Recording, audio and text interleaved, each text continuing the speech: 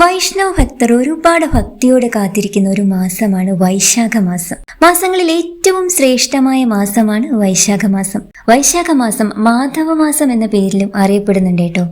ആരാണ് മാധവൻ? നമ്മൾക്ക് എല്ലാവർക്കും അറിയാം, നമ്മുടെ സാക്ഷാൽ ശ്രീകൃഷ്ണ ഭഗവാൻ. ഭഗവാൻ ഏറ്റവും പ്രിയപ്പെട്ട മാസങ്ങളാണ് മാഘമാസം, കാർത്തിക മാസം, വൈശാഖ മാസം എന്നിവ. അതിൽ മാധവൻ ഏറ്റവും പ്രിയമേറിയ മാസമായതിനാലാണ് വൈശാഖ മാസം മാധവ മാസം എന്ന പേരിലും അറിയപ്പെടുന്നത്. അതിൽ നിന്ന് തന്നെ നമുക്ക് ഈ വൈശാഖ മാസത്തിന്റെ പവിത്രത, പുണ്യത ഇവയൊക്കെ മനസ്സിലാക്കാവുന്നതാണ്. നമ്മൾ നോൽക്കുന്ന ഓരോ വ്രതങ്ങളും ആചാരാനുഷ്ഠാനങ്ങളും അതത് ദിവസത്തിലേക്ക് മാത്രം നമ്മളെ ഈശ്വരനിലേക്ക് അടുപ്പിച്ചു നിർത്തുമ്പോൾ, അതായത് നമ്മളിപ്പോൾ ഒരു ഏകാദശി വ്രതം എടുത്തു, അല്ലെ ഷഷ്ടി വ്രതം നോറ്റു, ഇത് ആ ഒരു ദിവസങ്ങളിലേക്ക് മാത്രം നമ്മളെ ഈശ്വരനിലേക്ക്, ഭഗവാനിലേക്ക് അടുപ്പിച്ചു നിർത്തുന്നതാണ്. എന്നും പറഞ്ഞ് നമ്മൾ ബാക്കി ദിവസങ്ങളിൽ ഈശ്വര സ്മരണ ഇല്ലാതിരിക്കുന്നു എന്നല്ല. ആ വ്രതം നോൽക്കുന്ന ദിവസം നമ്മൾ ഈശ്വരനിലേക്ക് അത്രയധികം അടുത്ത് നിൽക്കുന്ന ഒരു സമയമാണ്. എന്നാൽ ഒരു മാസം മുഴുവൻ നമ്മളെ ഭഗവാനിലേക്ക് ചേർത്ത് നിർത്തുന്ന, ഭഗവത് ചിന്തകളാൽ മനസ്സ് നിറയ്ക്കുന്ന ഒരു വിശിഷ്ടമായ മാസമാണ് ഈ വൈശാഖ മാസം എന്ന് പറയുന്നത്. ഈ വൈശാഖ മാസത്തിലെ ഓരോ ദിനങ്ങളും അത്രയും പുണ്യം നിറഞ്ഞതാണ്. അത്രയും ഐശ്വര്യങ്ങളും അനുഗ്രഹങ്ങളുമാണ് നമുക്ക് ഈ ദിവസങ്ങളൊക്കെ തന്നെയും തരുന്നത്.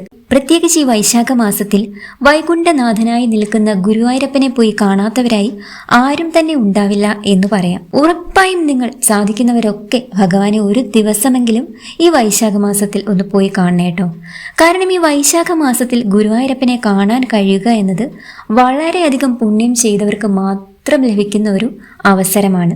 അത്രയും വിശിഷ്ടമാണ്, അനുഗ്രഹദായകമാണ് വൈശാഖ മാസത്തിൽ ഗുരുവായൂർ ക്ഷേത്രത്തിൽ ഒന്ന് പോവുക, ഭഗവാനെ ഒന്ന് കാണുക എന്ന് പറയുന്നത്. നിങ്ങളുടെ മുടങ്ങിക്കിടക്കുന്ന ഏതൊരു കാര്യവുമാകട്ടെ, അത് സാക്ഷാൽ ഗുരുവായൂരപ്പൻ ഒട്ടും മുടക്കം കൂടാതെ നടത്തി തരുന്നത് നമ്മൾക്ക് അനുഭവവേദ്യമാകാൻ സാധിക്കും.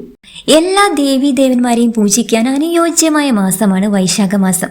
എങ്കിലും വിഷ്ണുവിനെയും കൃഷ്ണനെയും ഭജിക്കുന്നതാണ് വൈശാഖ മാസത്തിൽ ഏറ്റവും പ്രധാനം. വൈഷ്ണവ ക്ഷേത്രം ഏതുമാകട്ടെ, അവിടുത്തെ ദർശനം, ക്ഷേത്രങ്ങളിലെ പൂജാകർമ്മങ്ങളിൽ പങ്കുകൊള്ളുക, നമ്മളെ കൊണ്ട് കഴിയുന്ന വഴിപാടുകൾ നടത്തുക, ഇതൊക്കെ വളരെ ഐശ്വര്യദായകമാണ്, അനുഗ്രഹമാണ് നമ്മൾക്ക് തരുന്നത്. ഈ ഒരു പുണ്യമാസം നമ്മൾ ചെയ്യുന്ന നന്മകൾ, നമ്മുടെ നല്ല പ്രവൃത്തികൾ, നമ്മുടെ ഭാഗത്ത് നിന്ന് മറ്റുള്ളവർക്ക് ഉപകാരമായി വരുന്ന ഏതൊരു പ്രവൃത്തിയും കൽപ്പാന്ത കാലത്തോളം, ജന്മജന്മാന്തരം, തലമുറകളോളം പുണ്യം നമുക്ക് അനുഗ്രഹിച്ചു തരും എന്നാണ് പറയപ്പെടുന്നത്. അത്ര വിശിഷ്ടമാണ് ഈ വൈശാഖ മാസം. ഈ വൈശാഖ മാസത്തിൽ ചെയ്യുന്ന ഏതൊരു ഭജനവും, പ്രത്യേകിച്ച് വിഷ്ണു ഭജനം, നമുക്ക് 100 ഇരട്ടി ഫലമാണ് നൽകുന്നത്.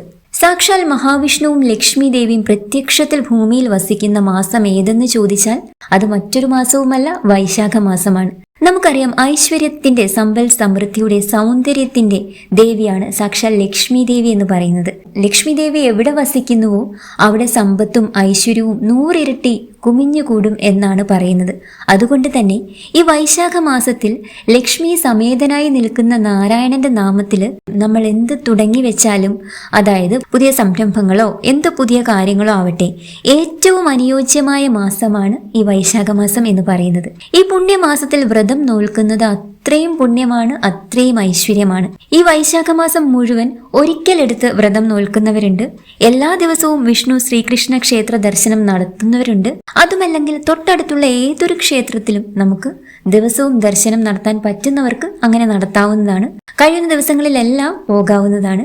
ഈ മാസം മുഴുവൻ മത്സ്യ മാംസാദികൾ ഒഴിവാക്കി ഒരു പ്യുവർ വെജിറ്റേറിയൻ ആയിട്ട് ആഹാരം ക്രമപ്പെടുത്തിയാൽ ഏറ്റവും ഐശ്വര്യമാണ്. സദാ നാവിലും മനസ്സിലും നാരായണ നാമം നിറയണം. മനസ്സിൽ ആഗ്രഹിക്കുന്നത് എന്തും ഭഗവാൻ അറിഞ്ഞു നൽകുന്ന പുണ്യമാസമാണ് ഈ വൈശാഖ മാസം.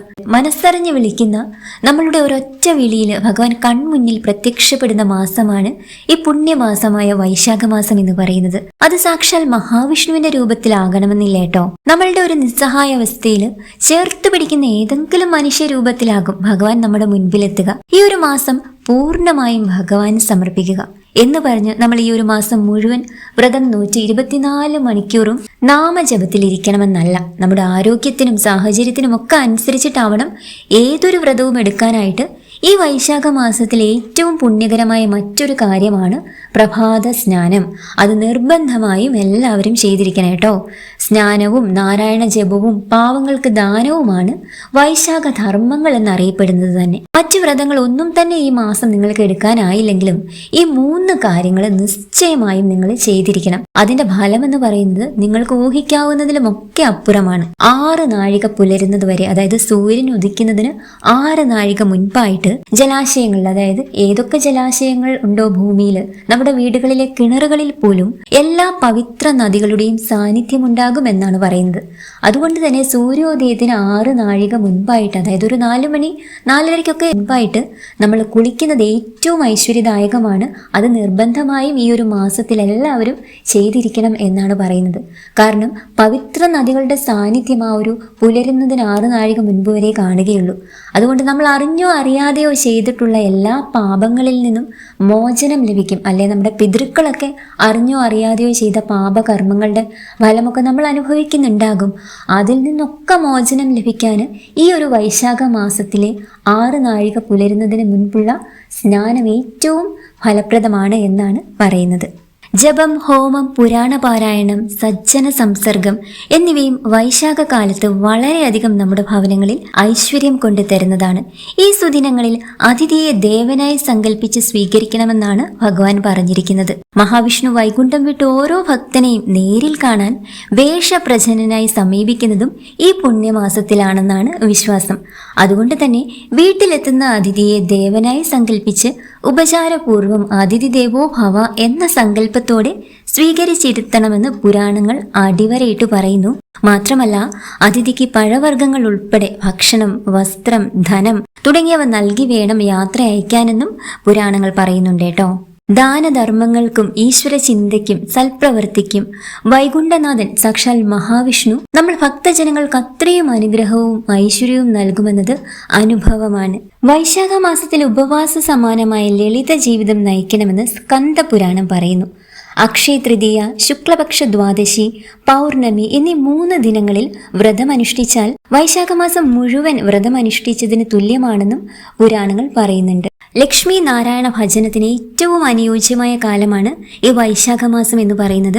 പ്രഭാതത്തിലും സന്ധ്യയ്ക്കും നിലവിളക്ക് കൊളുത്തി നാരായണ നാമം ജപിക്കുക. വിഷ്ണു സഹസ്രനാമം, നാരായണീയം, അഷ്ടാക്ഷരി അതായത് ഓം നമോ നാരായണായ, ദ്വാദശാക്ഷരി അതായത് ഓം നമോ ഭഗവതേ വാസുദേവായ, ഭാഗവത പാരായണം, മഹാലക്ഷ്മി അഷ്ടകം, കനകധാരാസ്തവം എന്നിവ മാധവ മാസക്കാലത്ത് അഭീഷ്ടസിദ്ധി നൽകും. നാമജപത്തിൽ വിഷ്ണു ഭഗവാൻ ഏറ്റവും വിശേഷമായ കലിദോഷ നിവാരണ മന്ത്രം നിത്യേന ഉൾപ്പെടുത്താവുന്നതാണ്. ഈ മന്ത്രജപം വൈശാഖ മാസത്തിൽ ഭഗവാൻ ഏറ്റവും പ്രസന്നനായിരിക്കുന്ന ഈ ദിവസങ്ങളിൽ ചൊല്ലുന്നത് വളരെയധികം ഉത്തമമാണ്, ഐശ്വര്യദായകമാണ്. കലിദോഷ നിവാരണ മന്ത്രം നിത്യവും 9 തവണയെങ്കിലും ജപിച്ചാൽ മാലിന്യങ്ങൾ അകന്ന് നമ്മുടെ മനസ്സ് സൂര്യനെ പോലെ തെളിവുറ്റതാകുമെന്നാണ് പറയുന്നത്. 108 തവണയാണ് ജപിക്കുന്നതെങ്കിൽ അതിശ്രേഷ്ഠമാണ്. കലിയുഗത്തിലെ ഏറ്റവും ശക്തിയേറിയ നാമമാണിത്.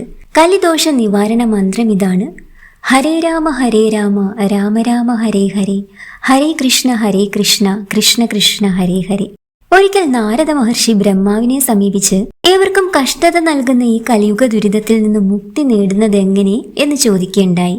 ഇത് കേട്ട ബ്രഹ്മാവ് കലിയുഗത്തിലെ ഏറ്റവും ശക്തിയേറിയ നാമം ഹരേ രാമ രാമ രാമ ഹരേ ഹരേ, ഹരേ കൃഷ്ണ കൃഷ്ണ കൃഷ്ണ ഹരേ ഹരേ എന്നുള്ളതാണെന്ന് ഉപദേശിച്ചു. ഭഗവാന്റെ 16 നാമങ്ങൾ ഭക്തിയോടെ ജപിച്ചാൽ മനസ്സ് സൂര്യനെ പോലെ തെളിഞ്ഞതാകും. മുജ്ജന്മ പാപങ്ങളാണ് ഈ ജന്മത്തിൽ നമുക്ക് ഗ്രഹപ്പിഴകളായി ബാധിക്കുന്നത്. ഭക്തിയോടെ ഈ മഹാമന്ത്രം നിത്യവും ജപിച്ചാൽ ഗ്രഹപ്പിഴകളിൽ നിന്നെല്ലാം മോചനം നേടുകയും ശിവഭക്തന്മാർ ശിവലോകത്തും വിഷ്ണു ഭക്തന്മാർ വിഷ്ണു ലോകത്തിലും എത്തിച്ചേരുമെന്നാണ് വിശ്വാസം. നമ്മുടെ മനസ്സിലെ ആകുലതകളെയും നിരാശാഭാവത്തെയും അലസതയെയും ഭയത്തെയും ഒക്കെ കുറിച്ച് ശുഭാപ്തി വിശ്വാസം നിറയ്ക്കാൻ ഈ മഹാമന്ത്ര ജപത്തിലൂടെ നമുക്ക് സാധിക്കുന്നതാണ്. അങ്ങനെ ഈ പുണ്യമാസമായ വൈശാഖ മാസം അതിൻ്റെ എല്ലാ പവിത്രതയോടും കൂടി ആചരിക്കാൻ നിങ്ങൾക്ക് സാധിക്കട്ടെ. അതിന് ഭഗവാൻ മഹാവിഷ്ണുവിൻ്റെയും ലക്ഷ്മി ദേവിയുടെയും എല്ലാ അനുഗ്രഹവും നിങ്ങൾക്കുണ്ടാകട്ടെ എന്ന് പ്രാർത്ഥിക്കുന്നു.